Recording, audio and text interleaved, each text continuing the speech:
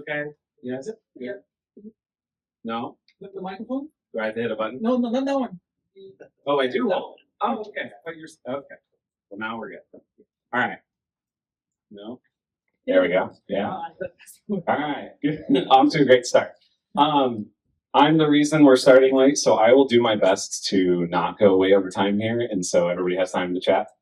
That being said, please interrupt me. The point of doing this instead of just recording a video and posting it to YouTube and me staying at home in the United States is to have conversations with people. So the whole point of this is to kind of be interactive. So throw your hand up. Let's make Florian have to run around the room and hand the mic to you. So yeah, please interrupt me and ask questions. All right, so let's start with a little bit about me, the real reason everybody's here. I am Charlie Chapman. I'm from St. Louis, Missouri in the United States. It's just right in the middle. Most people haven't heard of it. And if you have, come and talk to me because that will make me very excited. I'm a developer advocate at RevenueCat.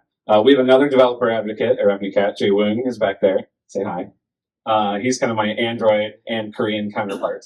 And I don't really still know what that title means other than my job is to talk to people. So again, during this presentation, after this presentation, please come up and talk to me about literally anything. That's my job and it's what I like to do. And then I'm also an indie app developer. So I have my main app is called Dark Noise. It's like a white noise app. And I have quite a few. I've been doing this for longer than I've been at RevenueCat. In fact, I've been a RevenueCat customer for longer than I worked at RevenueCat, which makes this job really easy because I can talk about it kind of genuinely. And then I also have a podcast where I interview other indie app developers about building and launching their app out into the world. And the reason I bring up those three things is because I think a lot about the business of apps. And that's kind of what's informing everything that I'm about to say. But I'm an engineer. I'm not like a growth marketer. So this isn't my field of expertise. This kind of comes from the thousands of hours of conversations I've had with app developers and CEOs of companies and, from down to the lowest, small indie developer at a high school all the way up to, the CEO of a decent sized company.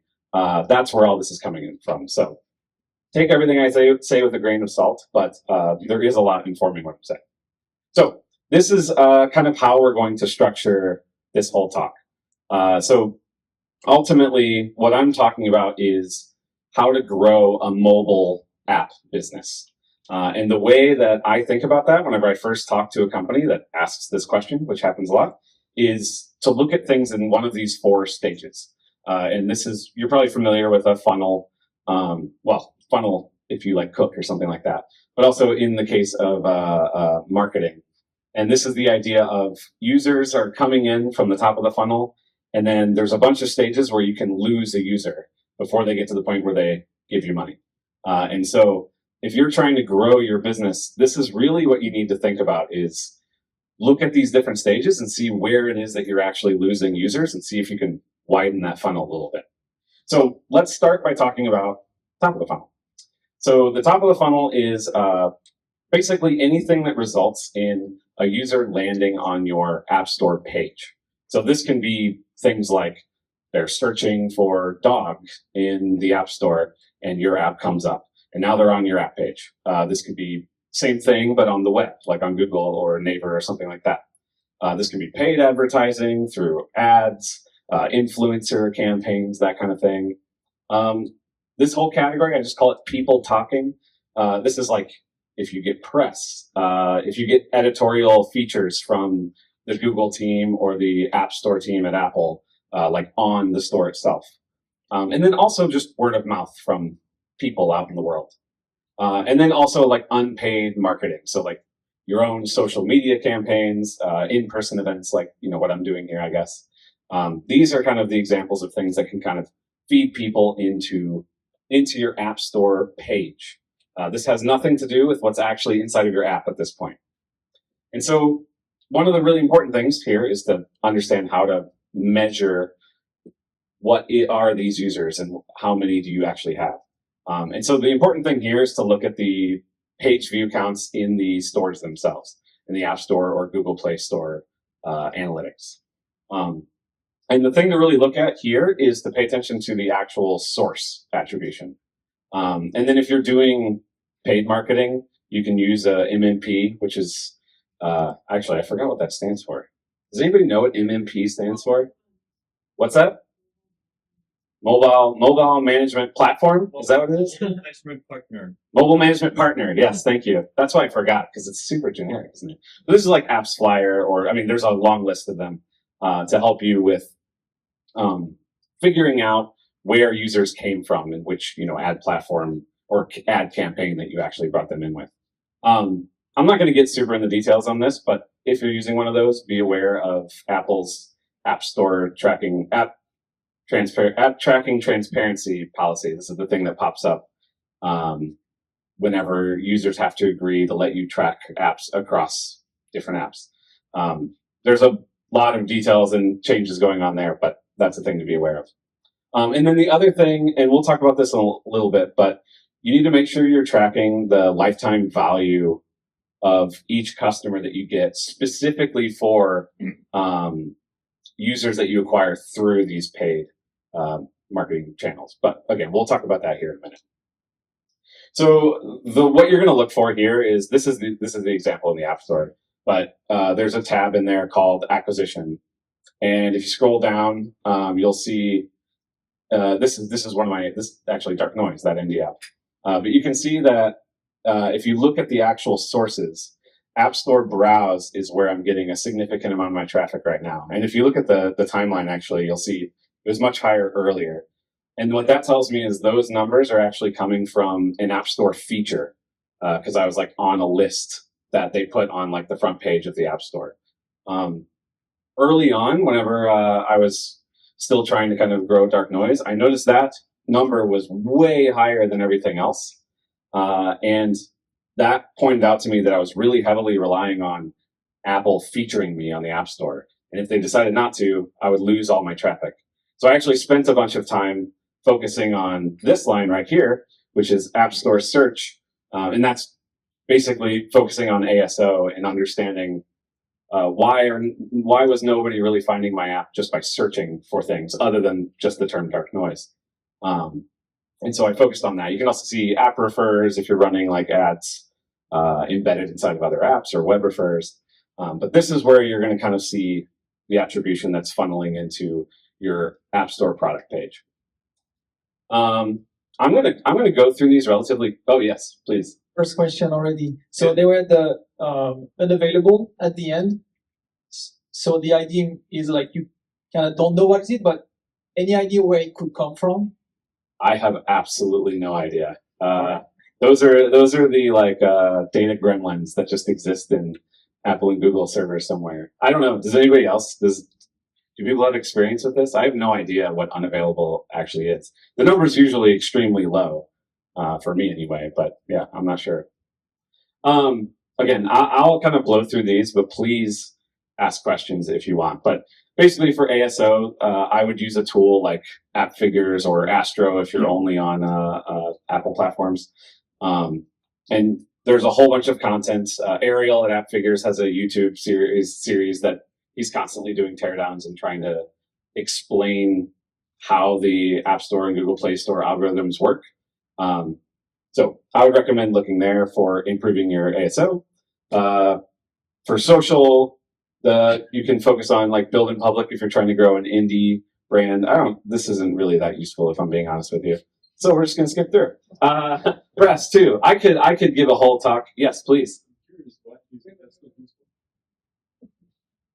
Yeah, I'm just curious why you think that's not useful, because I think it's like commonly said that you should be building in public if you're building an app. No, that's true. The reason I say it's not useful is because this is a lazily written slide, not because focusing on social media is not important. I do think, okay, so the build in public thing is interesting. I built my whole kind of career on it, essentially. So to me, it is a really big deal.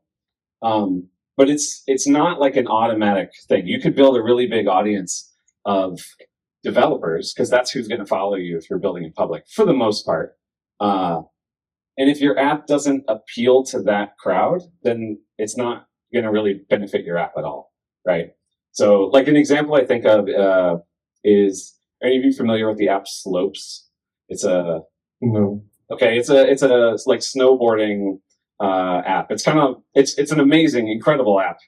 Curtis Herbert is the developer. He's been one of those indie app people who's been writing his story for over a decade at this point. But he's one of those people where if he gets featured by the biggest like tech news platform, like 9to5Mac or The Verge or something like that, he doesn't really see much of a boost because there's actually not a very big overlap between nerds like us and snowboarders and skiers.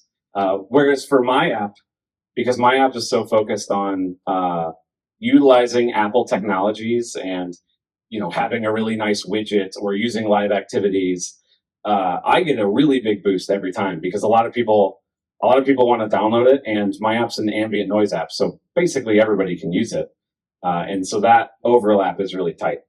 I see. Thanks. Yeah. Okay. So press. The really big thing with press is just be really, really loud constantly. Like it's really hard as an indie, especially, to email 100 people that are never going to respond.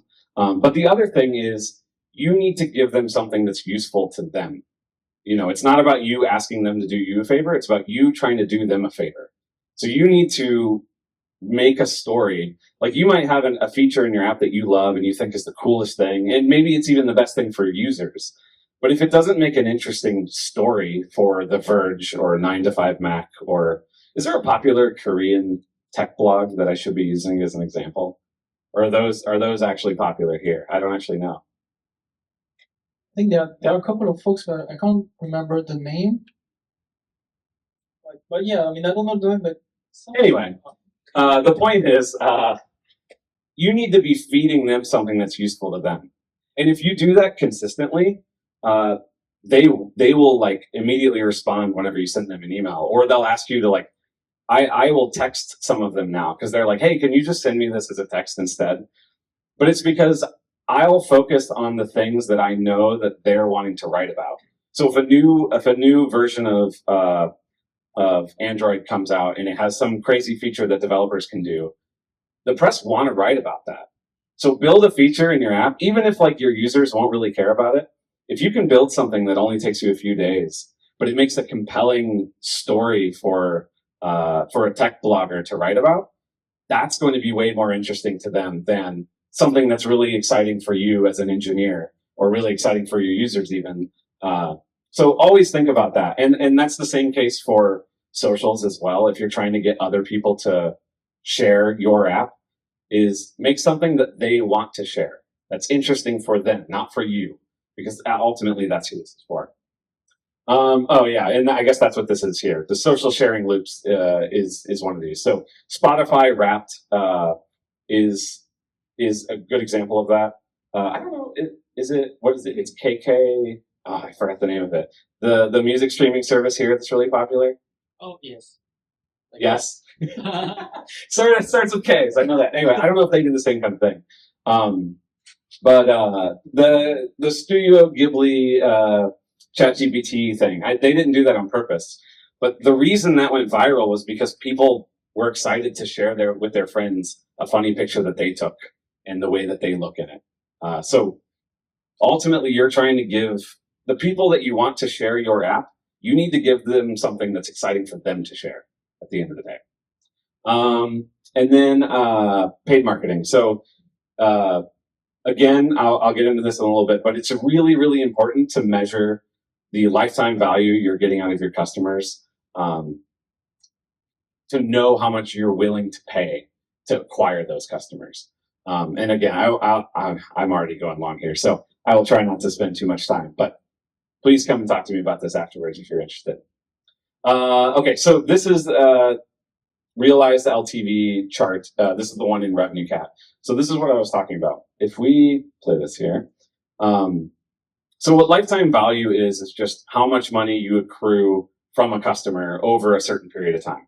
Here, it's how much money do you get out of a customer after 30 days of them downloading your app. And I should start this over because I'm not explaining it as I go. So what this chart is showing you is like during different weeks, like right here, maybe you got $4 from a customer on average whenever they downloaded your app during that week. And that's really important to understand because whenever if you're buying ads on Facebook or something like that, you don't want to spend more than $4 or else you're losing money on those customers. But just looking at that number is actually not everything you need to know because customers that you acquire through that ad might look different than the customers that you're getting through App Store search or something like that. So that's where you need some sort of tool like RevenueCat, for example, where you can segment this by where users came from. So in this example right here, you can see those numbers like I was just talking about. But if I switch this over to segment by the attribution source, you'll see that in this case, that purple line, it's actually sometimes higher for the App Store search ads than it was for the regular users, which is actually abnormal. Usually it's kind of the opposite. But one of the points of this is things are always different for everybody, which is why you need to actually look at the data to understand what you should do. Yeah, what's up? Do you need an MMP attribution integration to get that view, or does RevenueCat handle attribution? It depends. So in this case, no, because it's using the App Store search ads, and we don't actually need an MMP for that at all. If you're doing Facebook ads, we do actually have a Facebook integration directly. But if you're doing like more complicated campaigns across lots of different things, you'd want to use an MMP. And we have integrations for all of the major ones. And web and mobile? It's most of what we do is very mobile oriented. Our web billing engine that we have now, it is fully out of beta and it's being used by lots of big apps, but it's still early. So most of our charts and everything are definitely more mobile oriented. Thank you. Guys, if you have more questions during the talk, raise your hand and I will come to you. So that's top of funnel. The rest of these are faster, I promise. So App Store page is the next spot where you can lose people. So you got somebody to get to your page. Now they're looking at your page, but they're deciding, should I hit download or should I just back out? So the main tools you have at your disposal here are A/B testing. So the Apple App Store and Google Play Store both support A/B testing your product pages, but they do work a little bit different. So as is probably not surprising, the App Store version is a lot more limited than the Google Play Store version. So on the App Store, you can change the app icon, the app screenshots, the preview videos, and the promo text. But you can run an A/B test across, I believe, 3 different product pages at the same time, and then compare the performance between those two. And you can change any of those things. The Google Play Store also has the option to change the app title and the app description, and then the feature graphic, which isn't even really a concept that Apple's App Store even has. And then the other thing, which is it's newer on the Apple side of things, I think it's been on the Play Store for a little bit longer, is custom product pages. And this one's really interesting because it's the same concept as the A/B tests, but it's permanent. So you can have a completely separate product page depending on how the user got into your app.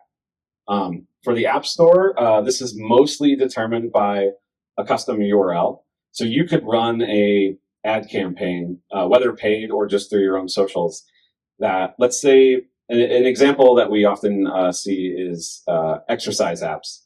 So maybe your app is often used by bicyclists and it's also used by runners. You could run an ad that's targeted at runners. And then if they click on that ad and they hit that URL, they'll see a product page where all the graphics are focused on runners. But then you run a separate ad that's focused on cyclists, and all the product pages, the product page will have all the images and everything focused on somebody who is a cyclist, has bikes and stuff like that. So that is a way that you can make your app more compelling once you land on a page, by targeting specific cohorts of users, essentially. On the App Store version of this, it's mostly the custom URL. You can also have certain App Store ads directly go to a certain page.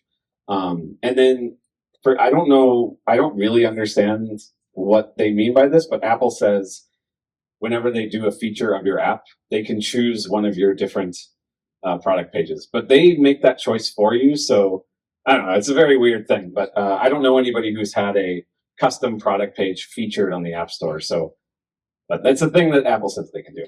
The Play Store is a little bit more flexible. This is a common theme. So you also have the custom URL, but you can also just choose to target different people by the country that they're in.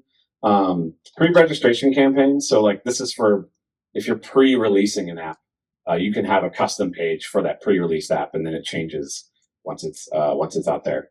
And then also for win-back campaigns. So you can have a custom product page for customers who have downloaded the app in the past. All right, so that's App Store page. See, that one was faster. And then let's talk about onboarding. So now we're finally inside of your app. They hit download, they opened up the app, and the first thing they see, hopefully, is some sort of onboarding, something that explains what the app is. From the perspective of this funnel, we don't care about the features of your app. We're not talking about how to educate your users how to use the app. All we're really thinking about in terms of this funnel is how effective are we at convincing them to give us money, which is maybe a crass way to say it, but that's what we're thinking about in terms of this funnel. So in that context, you should always show an onboarding. Because, well, you should always show a paywall. Usually that's preceded by onboarding. Because if you don't, then that conversion rate is going to be significantly lower because significantly less people even saw it in the first place. The general advice I'm seeing currently is that a longer onboarding usually converts better, which is kind of counterintuitive because you would think, the longer the onboarding, the more likely somebody will drop off and give up. But what it appears is happening there is the longer your onboarding is, the more value you're communicating to the user. Even if they don't read it and they're just sitting there hitting next, next, next, next, next, each time they hit next in their brain, they're like, well, that was a feature, that was a feature, that was a feature. I guess it's the equivalent of if you were buying box software back in the day. If there was a huge list of like bullet points on the back, you don't actually read what those features are, but in your head, you're like, this does a lot. This is a thick, meaty piece of software. I guess maybe that's what's going on there. I don't know. But at the end of the day, test. Like, you need to test all of this stuff to really understand, because ultimately your users are unique to your app. We'll see a lot of trends that happen and they apply to lots of apps, but a lot of times one app has a very, very unique separate set of data than everybody else because their users are different. So you should be testing all of this, which means, yeah.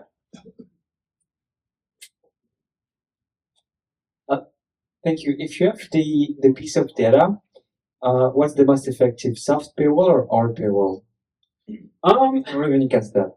I mean, a hard paywall generally does convert better in terms of people starting a trial. Or well, if you have a trial, more people might start a trial. That doesn't necessarily mean they're durable customers. So more of those people are going to start a trial and cancel than would otherwise. It does seem like most people find that hard paywalls are effective. But then I don't know. I haven't done like a big, massive research project on this to really understand. So mostly what I'm basing this on is the people I talk to. And what I've noticed is like, indies are much less likely to do a hard paywall because they're embarrassed.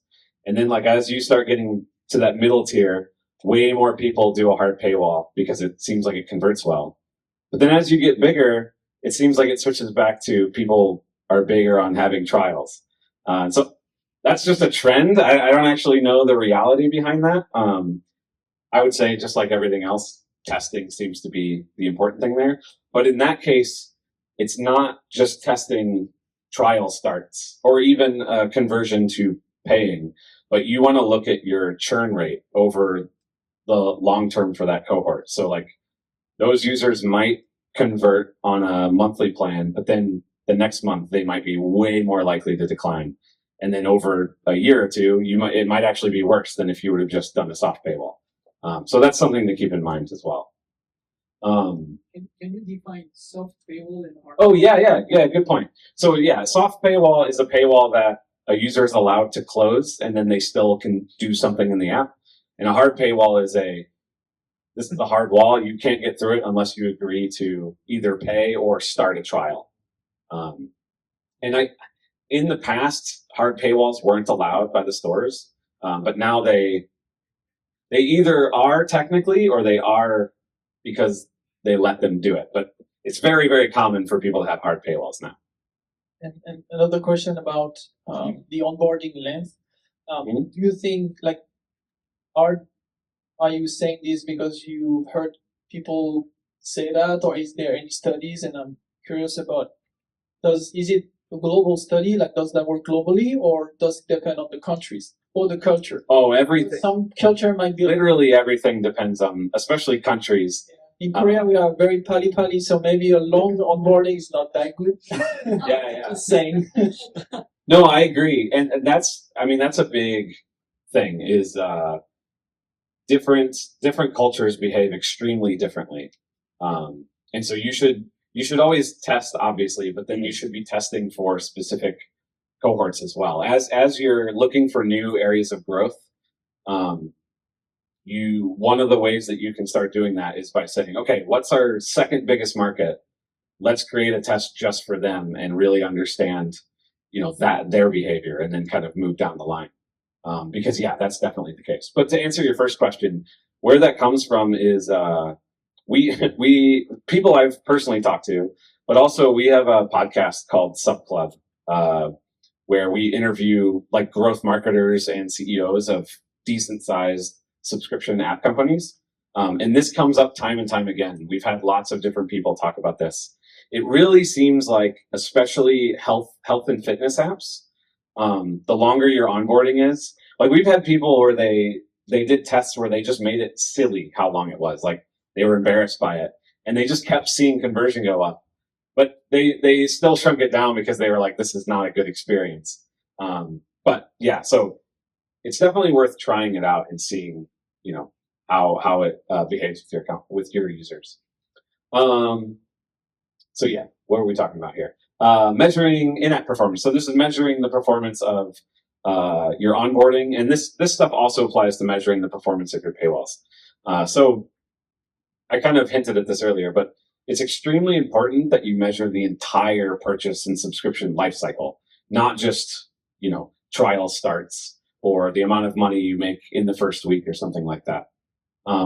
Lifetime value is probably the best metric to just kind of get you started whenever you're trying to understand your onboarding. And then, segmenting your users into different cohorts based on how you acquired them and where they're from. So this is just what you were talking about. What country are they coming from is a really popular one. But then also, if you acquired them through an ad campaign, pay attention to that group separate from the other group, because they're often very different people with different mindsets whenever they're entering your app. And then using a tool like RevenueCat makes this much easier. Just throwing that out there. So this is RevenueCat's experiments results page. There's a lot of stuff going on here, but the thing to look at is this right here is the change, the delta between the control group and then the variant that we were testing. I thought this was a projector, and it's not. And I was like, where's my shadow? I thought I was a vampire. Anyway, so if you just look at these initial conversion rates, it kind of makes it look like the test was a failure. It's mostly negative.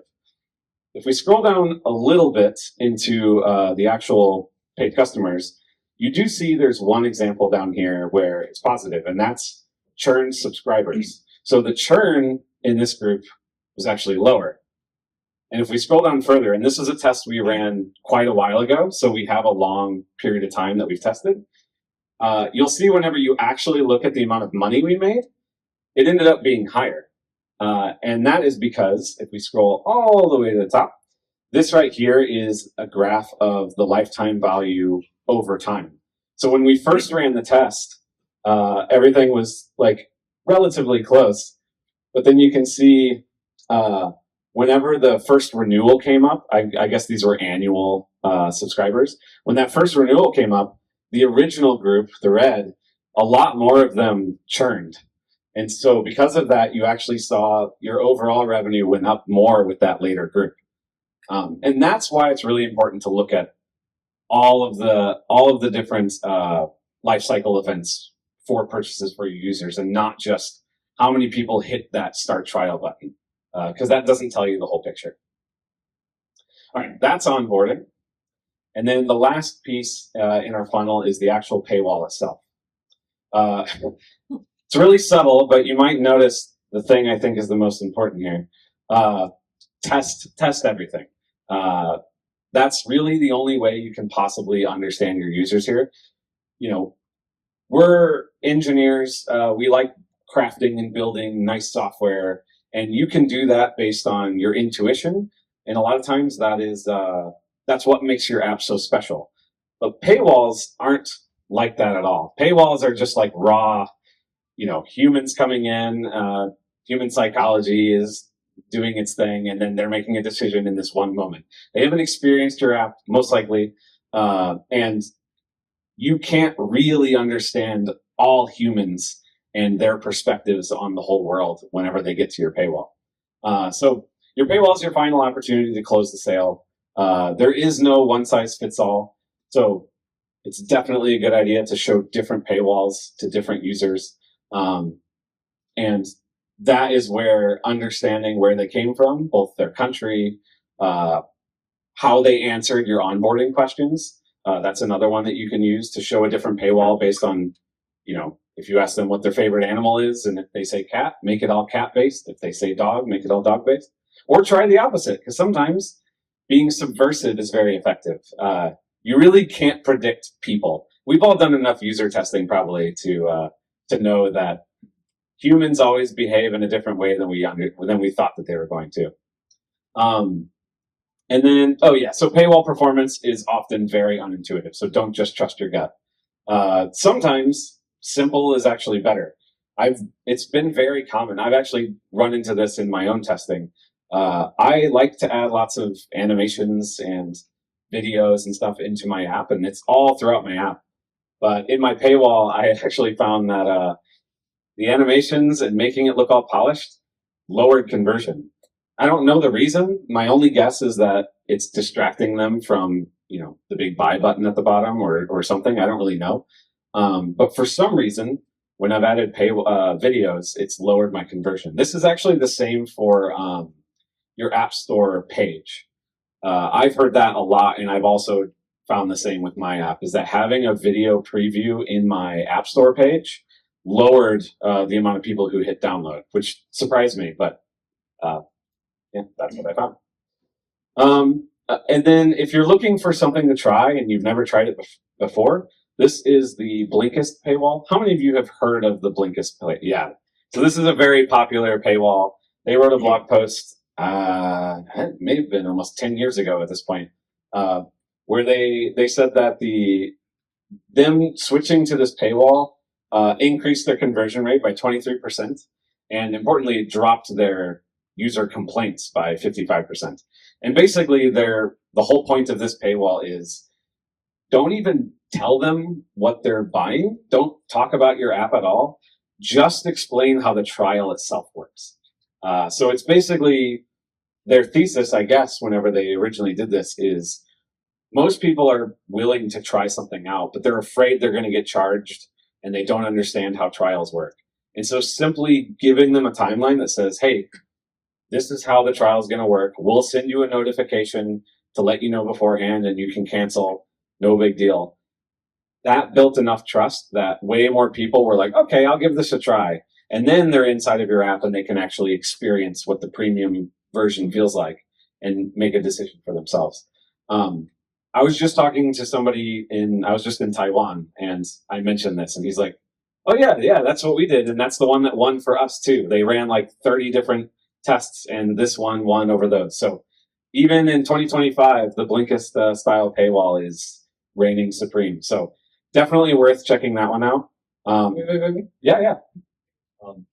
So I'm sorry, I don't know how the A/B testing works, but are there any issues when you're submitting for review?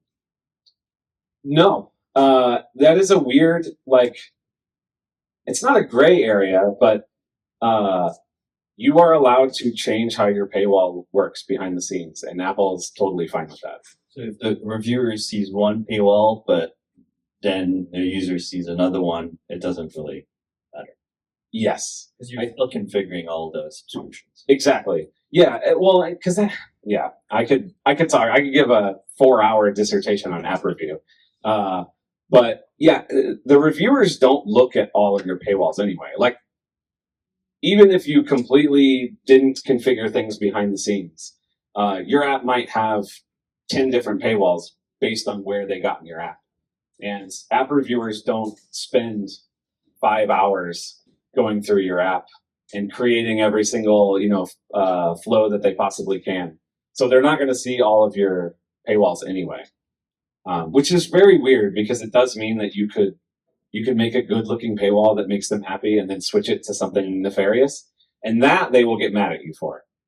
So don't change the text to lie about the price or anything like that, because if they catch you doing something like that, which they probably won't, but if they do, they'll be quick to just ban your account, and good luck trying to get that undone. So yeah, do be careful with that. But as long as you're following the guidelines, you shouldn't run into problems there. Okay. To jump on that, it is something that is also on the guideline, because technically there is a fine gray line with everything that is server side, where the content can be personalized by the server. Technically, you can on the App Store you can submit any apps that is about gambling or all the bad stuff. But technically, if everything is if all the information, all the buttons, all the images come from the server, you can technically submit just a calculator, and then the app review. Oh, it's a nice calculator. Just this pass to review, and then the moment it's online, you can just with the server, like just change the whole app and be a gambling website or anything. So there is a fine gray line between that. But as you said, if they catch you doing that, this is really bad. Yes, exactly. I think that they literally have forensics teams whose jobs are to find that, because it's kind of a common thing where people, gambling specifically, they'll make an app that everywhere in the world it's a surprisingly nice calculator or something, and then in one region, whenever they flip certain switches, it becomes a gambling app. So don't do that. It's also why at some point web views, they were also very criticized, because if it's a web view, you can just pass whatever you want. Yeah, but at this point, I mean, most of the big apps are so configurable behind the scenes that we're kind of beyond that point anyway, I think. But yeah, that is something to be aware of. Don't try to get around app review with this. Make sure all of your paywalls are compliant with the guidelines, or you could get in trouble.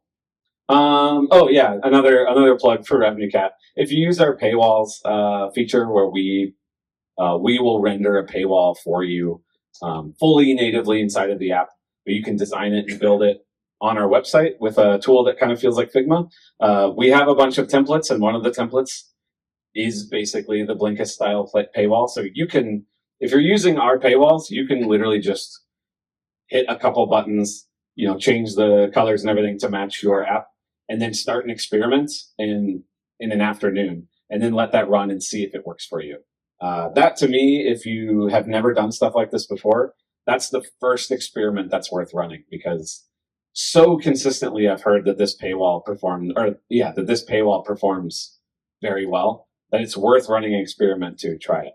That said, I've tried this and it didn't work super well for me. So this is not a guarantee, but I know loads of people that it performed extremely well for. So it's worth trying. So you recommend that this Blinkist payload is better than many case, better than like subscription payload, like specific feature payload. Like, do you recommend this timeline payload like for entire feature than specific feature payload? Like, do you understand my question? Yeah, exactly. So basically, it's like, do you recommend this paywall that doesn't tell you anything about what you're buying versus a normal paywall that shows you the features of your app? No. I mean, like, you can use app for both, like both anyway. Like, but usually, like I was considering, like you can use our app for free, like basically. But if you want to use this feature, you need to pay. That is I was considering. But I thought you are recommending this paywall is like timeline paywall. Like you can use this app for free for 5 days or 1 week. But if you want to use more than that, like you need to pay. Then, that payroll is different. I feel like. I don't know that I fully understand. I think he's saying like if you go to a dating app, you can use it for free, correct? But then if you want to private message someone, then Yes. Something like that. Yes. Yeah. I think generally speaking, you're going to get better conversion out of something like this than just having a free version that only pops the paywall up once you run into a pro feature. The reason why like a dating app wouldn't do that is that an app like a dating app, it's extremely important to have a massive amount of users. So a dating app's what's the word for? Like their trial or their conversion rate, like the amount of free users they have to paying users is probably significantly worse than a much smaller, but well-running, subscription app would be. But that's because it's really important for them to do. But if you're doing a workout, like fitness app, it's not super helpful to your app. It's definitely not necessary for your app to have a huge user base that is using it totally for free, unless it's a social-based app. I guess it's if there's like a network effect or a social component, that's where having a big amount of free users is important. And for them, it's more important that they let everybody get in and then they start monetizing those users somewhere down the line.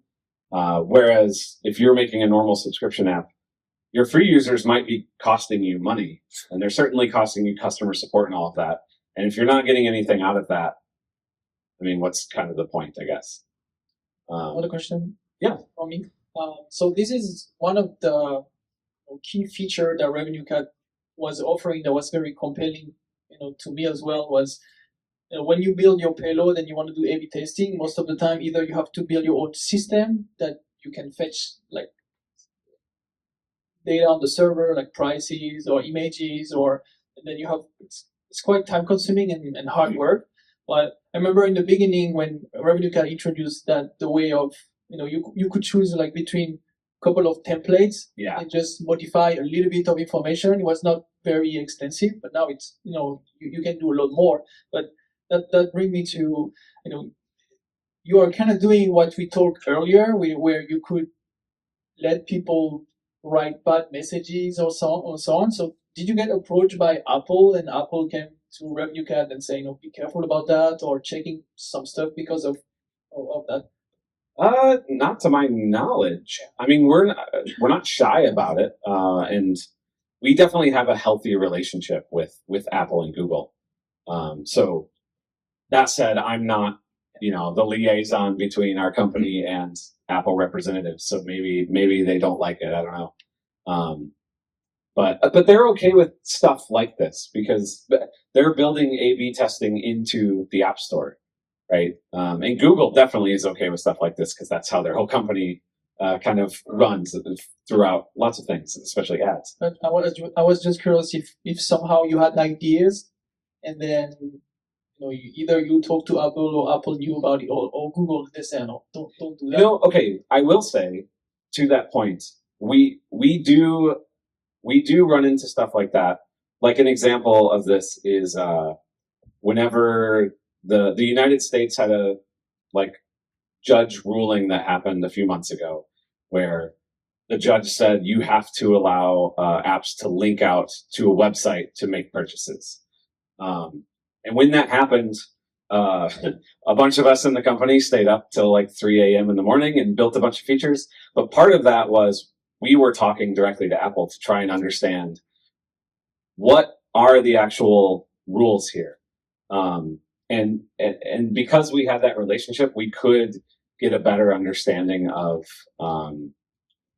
like what they were actually wanting. And we made sure that the tools that we built were compliant with that, if that makes sense.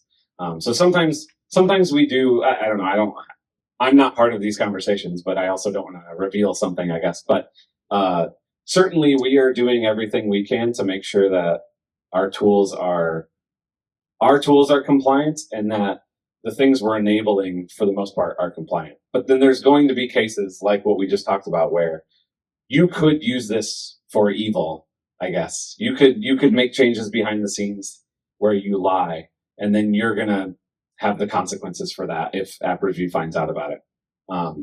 But for the most part, what we're doing is very much, we're trying to always understand what the guidelines are. And we write up lots of long guides about what the guidelines are and how to understand them. And we're pretty, just culturally within the company, we're not big fans of the running kind of scammy feeling things, because those don't feel like long-term strong businesses. Those are a way to make money in the short term.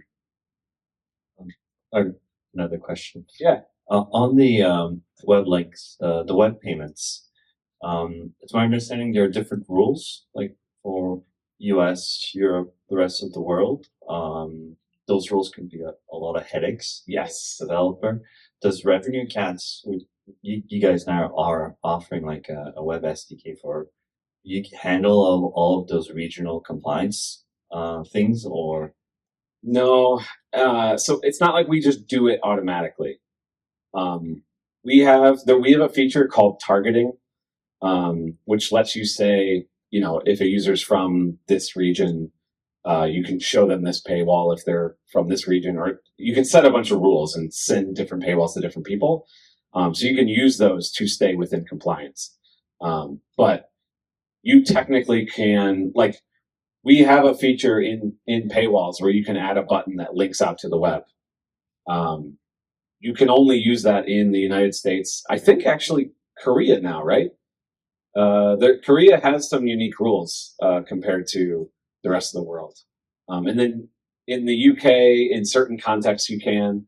But the reason we can't automatically do that, because in a lot of cases, it's dependent. Like if you're in the United, or not the UK, in the European Union, there's like two different sets of App Store policies that as a developer you can agree to. And the rules are different depending on what you choose. And so we obviously don't know your legal situation. And they keep changing so often. So yeah, I that's a good piece of feedback though, is like, and there's certainly more I think we can do on both the product and content side where we can at least create more guides to make that easy. But thank you. Yeah. Partially building on that, those the payment system, for instance, of Google App Store, like how they if you want to expand the app globally, do they calculate the different taxes in every region, or you have to set up your own accounting in the app? If you're in the Google Play Store or App Store, Yeah. Like So- self-service, like in some country would be $8 plus Yeah. 1%. In Italy would be plus 22%, for example. Does that come automatic, or you have to set up? And the other question is if different payment methods have different conversion, like if there is a difference between using the Play Store method or Google Wallet, or if you put your own payment method with Stripe or Braintree, there is a difference in the conversion.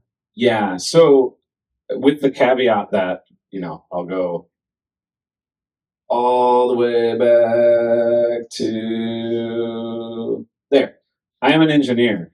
So take what I'm saying with a grain of salt. But my explanation of this is the App Store and Google Play Store are what's called a merchant of record, which means whenever somebody buys my app, they're not buying the app from me, they're buying the app from Apple. So Apple is the one responsible for vending all the taxes to all the different countries, collecting the correct taxes. They're also the ones that deal with chargebacks. They're the ones that deal with refund requests. They deal with a lot of that kind of stuff. If you're using something like Stripe, which I believe Stripe actually isn't available in Korea, yeah, it's like a complicated thing. But if you're using something like Stripe, whatever that is, here, you have to handle a lot more of that yourself. But if you're using something like Paddle, which I think is available here, yeah, Paddle is a merchant of record for web payments, which you can also use with RevenueCat, by the way. And so they do a similar kind of thing there, and their take rate is higher than something like Stripe, but that's because they're doing a lot of complicated taxes and creating companies in all these different regions and dealing with how to vend all the taxes correctly. And then I guess this isn't super relevant here, but Stripe actually recently bought a company called Lemon Squeezy that's a merchant of record, and they've started working that into Stripe itself. So now even Stripe and presumably the other platforms, they're all trying to add this capability. But that's the general term for this, is a merchant of record for that concept. And yeah, it's one of the huge benefits to the App Store and Google Play Store is the fact that they're dealing with all of that complexity, and then they're just paying you usually from like one of 4 different regions that they pay because of, again, some sort of tax reasons. But it makes you running taxes and everything way easier than if you were trying to sell globally. As far as I know, in the merchant of record that works in Korea, I mean, Stripe doesn't work, but Lemon Squeezy is okay. Okay. Which I don't know. Hopefully that, yeah, lasts. Paddle as well, and Polar. Polar.sh. Okay. Yeah, these are the 3 that I know that works here. Oh, that's good. I need to, Jae-woon, write that down, because we should support that. I don't know. I don't think we have a direct integration with. Is it Polar? Polar.sh. Okay, cool. Oh, and now I get to scroll through all my slides. This is why I didn't add too many animations. I think we pretty much got through. I know I'm a little over time, but thank you for all the questions. I was gonna say, whilst you're scrolling through, another question. Yeah. So obviously, there's been a lot of talk about the sideloading of applications on Apple. Obviously, with I think it was Epic Games lawsuit against. Yes. Yeah. So how does that affect RevenueCat going forward? Would you be looking to integrate with them and adhere to their guidelines as well, or is it all up in the air? Or yeah, so we support more stores already than just the App Store and Google Play Store. So we also do web, but we also have Roku, Amazon App Store. So if the Epic Game Store sold more than just Fortnite and it became a platform, that would be something we would absolutely be interested in. There's other stores that there's people in the works making stuff for too. So yeah, for sure. Both integrating directly with stores, but also if full on side loading were possible, then we can just integrate web payments, directly into the app instead of it having to bounce out to the web. And again, we would be all about that. RevenueCat's kind of core mission, if you will, is making in-app purchases easy. So essentially, it's like anything related to mobile app development, we want to help those businesses grow. So web payments, we support it, but it's not like we're, Shopify or something like that. We're really focused, at least currently, on app businesses and subscription app businesses, and web payments are part of growing those, but that's kind of the core, and that's what a lot of our feature set is built around. So yeah, for sure, we would be very and yeah, are always talking about it. nice, lovely thing. Okay, so if you're interested in more about just paywalls themselves, I'm doing a webinar actually on Thursday, but I'll be back in the States. So I don't know what time that will be here. But I'm doing a webinar with a guy named Vahe who runs paywall.design. And this is like his whole game is he focuses on paywalls and what performs well. I'm going to be just personally interested in learning from him, and then we'll also be broadcasting that live and taking questions from everybody. So definitely check that out. If you can't make it live because of time zones, we also put these all on demand. So definitely check that out. And then one more thing, I'll go really fast again because I know we all want to talk. We're running a gigantic hackathon right now. We call it the Shipathon because we like puns. But that's because the whole point of the hackathon is ship an app during this hackathon. And so it's currently running right now, and it'll run until the end of September. And so if you can build and ship an app in that time frame, you'll be eligible for this. We're giving away a ton of stuff. There's over $350,000 in prizes across a bunch of different categories. We're also putting the winners in each category on a huge billboard in Times Square, which I'm very excited about. And we made trophies. This is the same company that produces the trophies for the Grammys, if you've heard of them. I don't know why, but we thought it was funny to tell them to make a squirrel dressed up as a cat as a trophy, and then they did. So we're handing those out. We have a conference for a company that's going to be in New York, so we'll also film all of this as well. So yeah, definitely check that out. So on the left there, that's RevenueCat.com. You can learn all about RevenueCat. And then the Shipathon is what's happening, and you can the link for that is on the right, and you can sign up for that right now. Yes. I also participate in this hackathons. Like I hear the number of participants is increasing 10x number. Yeah, What's happening?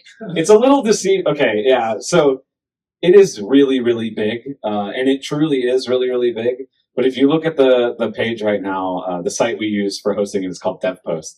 I think it's over like 45,000 participants.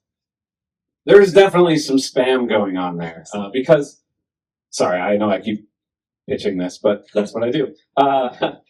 We also have a thing we call the Ship Kit, which is whenever you sign up, we'll send you an email with a whole bunch of discounts. Like, I think you get 3 months free of the creator tier of 11 labs, like AI voice stuff. I can't think of them all off the top of my head, but there is a huge list. And more companies keep calling us and asking if they can join, and we're like, sure. And then we send it to everybody else. So we have there's a whole bunch of giveaways. But because of that, I think a lot of people are signing up just to get our discounts, which is fine because, people using the discounts means more people using the stuff. But yeah, it does make that number inflated. But that said, there is a lot. If you go to Twitter or YouTube or anywhere and you just look at the hashtag Shipathon, you'll see a lot of his videos, but you'll just see like hundreds and hundreds of people building in public and talking about the things that they're building. It's been really, really fun from our perspective. So definitely check that out. And I will stop talking. You need to take the mic away from me or I'll just keep going. But that is, I think, that is all I have. Oh yeah, this is me. You can scan that and go to my website and see my Twitter and Threads and Mastodon and Blue Sky. I guess I haven't updated it for that. And whatever the new social network is tomorrow, I'll be on that as well. So yeah, that's me. That's all I got. All right. Thank you so much. Are you on Kakao Talk? I am actually. That said, whenever I was trying to order and failing a taxi earlier, it had me log into Kakao Talk, and I realized I hadn't logged in, I don't know, months. So I am on it though, and I should get notifications if somebody hits me up on there. So yes. All right. Any question that you guys have? Yeah. I heard you your own app like dark. What was that? Dark noise. Noise. How was it? The avenue, is it not enough? You're like. I mean, let's see. I'm not shy. I could just pull it up here if you want to see my RevenueCat page. I don't have internet. Here, let's see. Hold on. Anyway, it's not like my full-time job. Okay. So this is my real question to you because in RevenueCat experience is help to your own app, which is Yes. growing your like business. Extremely. The only thing that hurts me with RevenueCat is that it's really, really fun, which means I work on RevenueCat stuff too much and it distracts from all my side project stuff, like flying out here. But yeah, I've brought a lot of stuff in from the work that I've, from the people I've talked to working here and been able to bring that into my apps. And this is just, I guess this is 3 of my apps that are showing on there. So yeah, it's not like a full-time gig, but for a side project, it's nice. It helps me pay for my iPhones and yeah, all this money just funnels back into Apple products that I buy. Okay, thank you. Yeah. And if you have questions about RevenueCat, I mean, I can show you anything and do live demos also. Okay, I have a question regarding your strategy for promoting apps. Mm-hmm. Like you're kind of successful app developer, indie developer. So when we had like slide with the trade marketing, we just skip it. But can you just maybe shortly or deep in details, if you like to, explain like how you personally promote your apps? Yeah, so like on the indie side, so I am definitely much bigger on the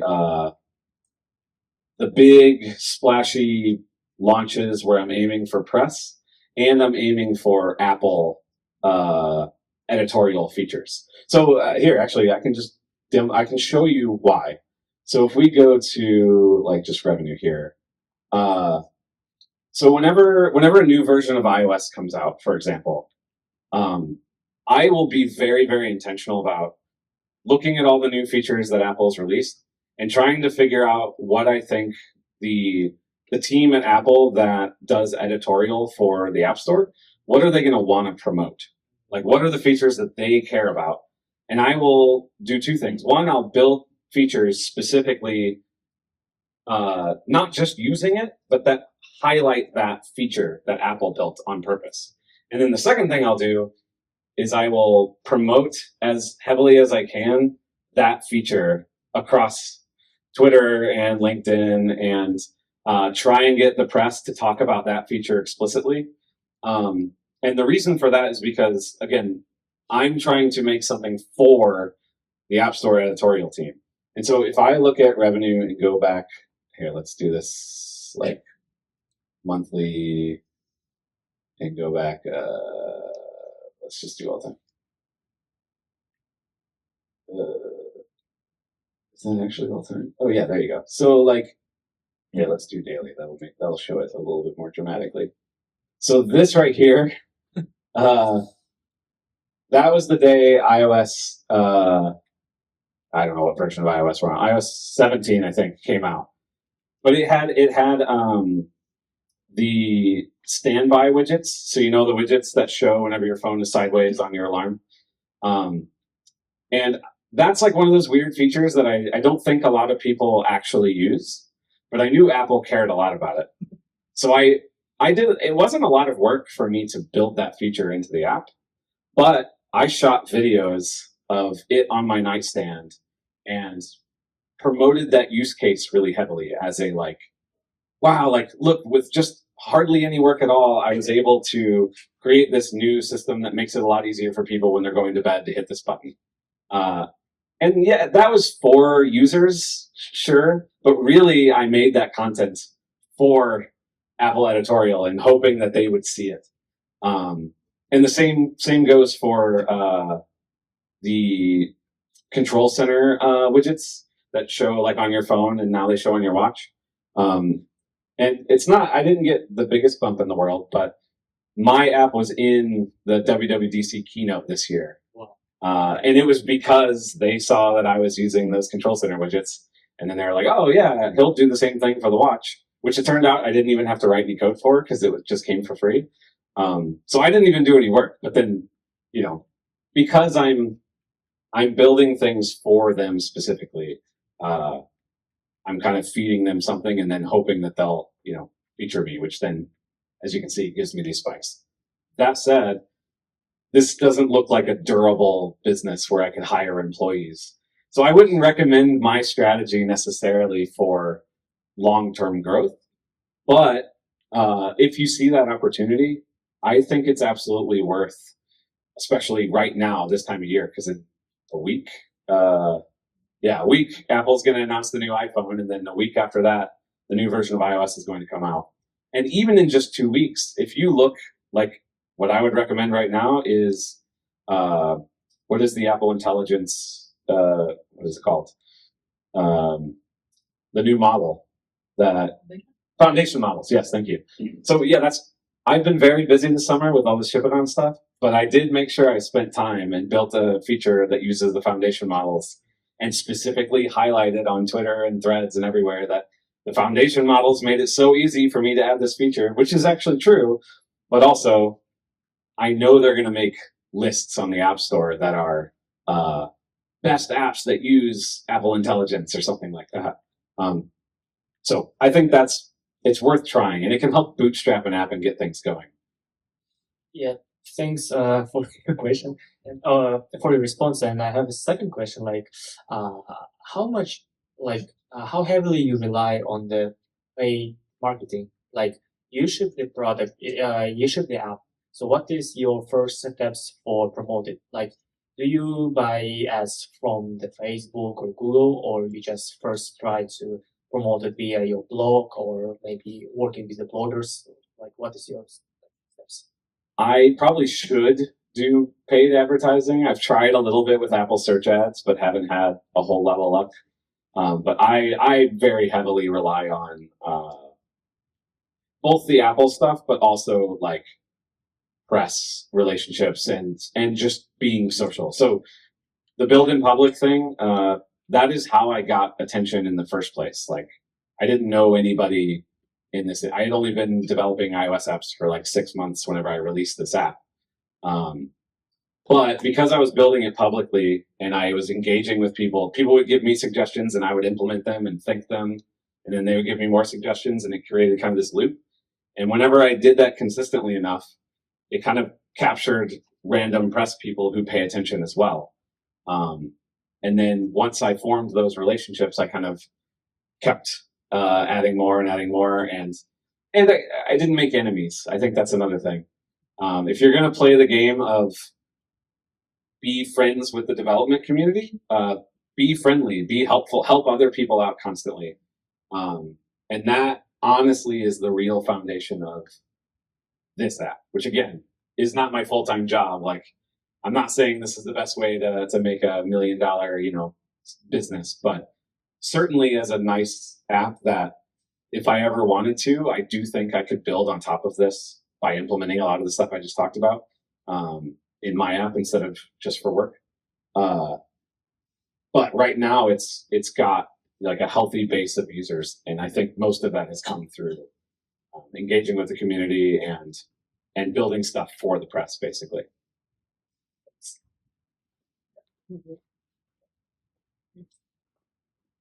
So thank you for pitching. My question is like, how can we accelerate building public engagement? But so far, like we post every 30 days, like on every platform, and our app is not for developers. Our is for more travelers or locals. That's why it's really tricky to engage because they're not interested in much development journey. Right. But I wanna involve a development journey in them still. Like, how can we find the good balance and accelerate building public engagement for travelers or locals? We have some point. Yeah, I mean, I think that's a trick, is like building in public and building for other developers is a different audience than normal users. And sometimes, like in my case, the overlap is pretty high, but most of the time that's not really the case. And so then you have to decide, you know, do you, if you want that social account to be your social account that you're using to reach new users, then you probably should be less technical in that context and make content that's actually useful for them. A lot of times, like, the best things to do is to literally just make content that's actually useful or entertaining or whatever, and it's not about pushing your app at all, but then somehow your app branding is there to kind of make that association. But people they're not gonna pay attention if it's just ads or if it's just developer content. But that said, you can make it developer content oriented and build an audience there. And that is an audience that you can then work with. So start with developer audiences first, even though that product is not for developers. I think the developer audience is often a lot easier for developers to reach. So it's something you can try. And then maybe you make a separate, Instagram account or something like that. That's for your app specifically. And there you can just put content on there. That said, I've seen sorry, I know I'm talking a lot. There's an app called Equestrian Health. I think that's the name. It's a girl named Nicole who's a professional horseback rider who is building an app for taking care of your horses. And she's not a developer. She hired a developer. But her Instagram is filled. I should probably figure out how to pull that up. But her Instagram is filled with stories about building her business. And I think it actually is helping her a lot. But she's not writing code in Instagram, right? She's talking about today I had a whole bunch of phone calls to try and figure out how to deal with taxes. Isn't that crazy? But now I can finally relax by riding, Bessie, my favorite horse, or whatever. And people are interested in people's journey. It's just if you get really, really technical, then you're going to lose the audience that doesn't understand the code. But that doesn't mean you can't share your building journey and it be accessible for more people. Thank you. And sometimes I feel people, depending on the business, they don't target the right social media. Yeah. So, if you're for maybe doing stuff for travelers, maybe like Twitter or LinkedIn are maybe not the best social media, but something like Instagram. Exactly. Where travel people mostly use. Any other question? Yeah. Hey, I just want to know if you have any statistical data on acquisition costs, so cost per downloads depending on Android and Apple. So we have a thing called hold on one second.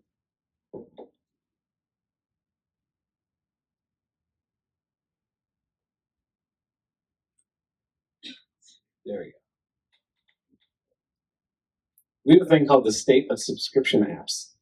This is a report that we do every year that's based on, we have the largest data set outside of Google and Apple of app developers. And we can anonymize all of that and then share out trends in the industry. I believe we do talk about, we might not have acquisition costs now that you say that. We have lifetime value, average lifetime value, I think, is in there.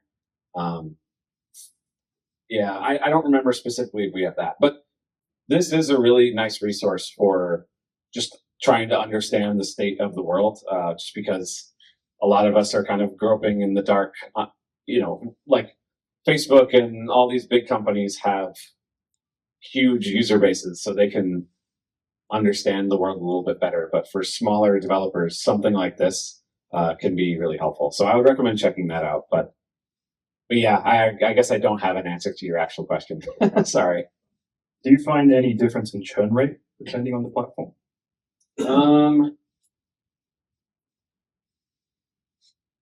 I'm trying to remember. I don't remember if the churn rate is that different. Certainly the activation rates are lower on Android compared to iOS, at least globally.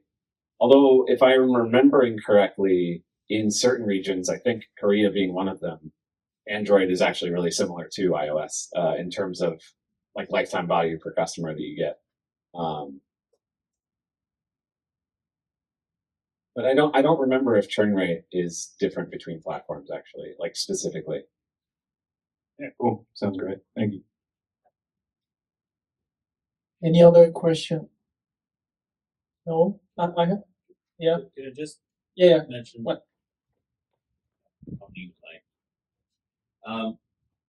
If you go to all of the MMPs, like they have tons of data that they publish like on a quarterly basis. Like go to AppsFlyer, Adjust, and so Kojava, and like they have like so much like state of like very similar to what RevenueCat has, and you can find cost per installs, LTVs, churn rates. Sometimes it's broken down by categories and also by countries.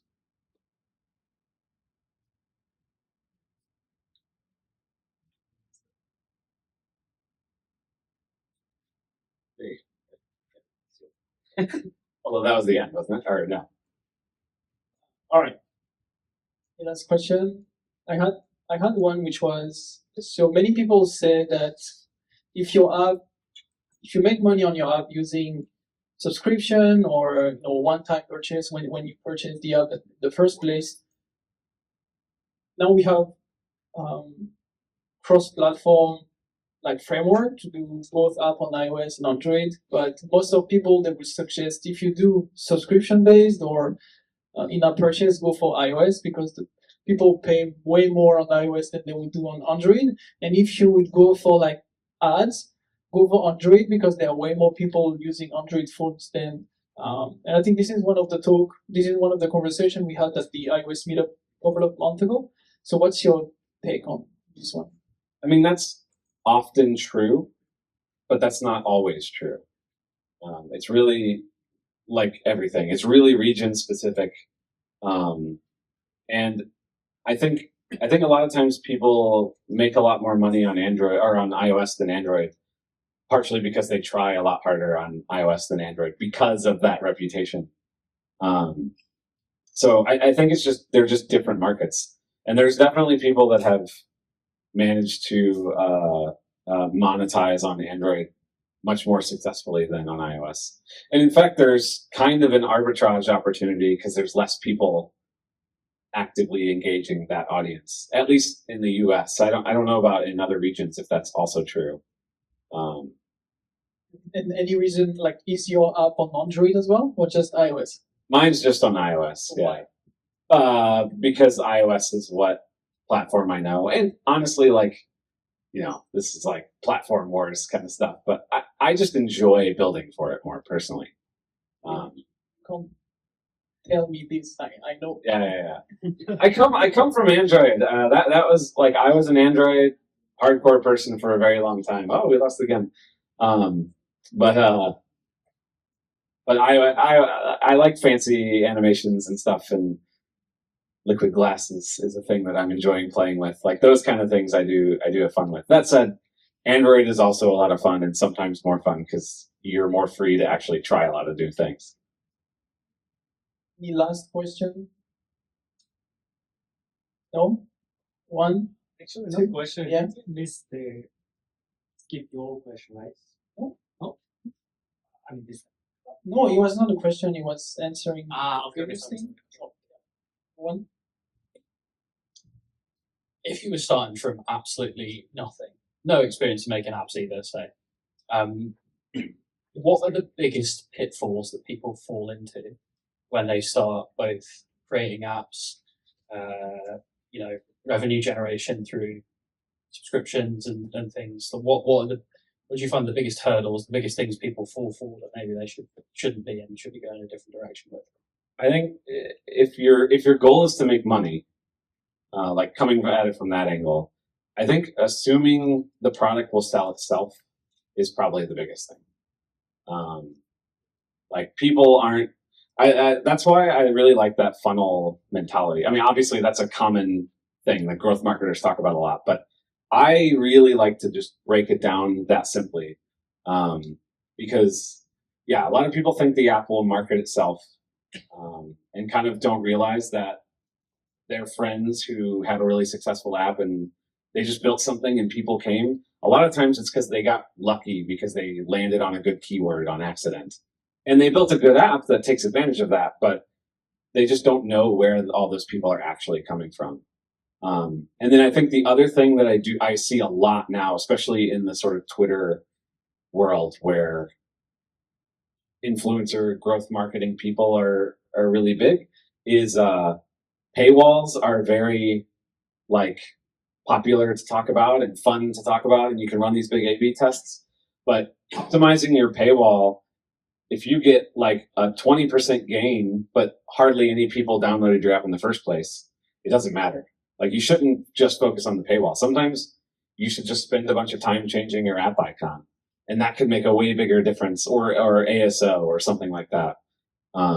So that's why I think it's really important to look at those 4 areas and actually figure out where your weak spot is and widen the funnel there. And then you can focus downstream if you can get more users in there. But just optimizing your paywall might make no difference at all. But I'll see a lot of indies with like a very small amount of users that are spending a bunch of time running A/B tests on their paywall, and it's like that's not going to do much for you. I'm sorry. Thank you very much. All right. If you have more questions, let's talk to Charlie during the networking, because I know the pizza have been here and I don't want them to run cold. Yeah. Big round of applause for Charlie. Thank you so much. Thank you for letting me talk.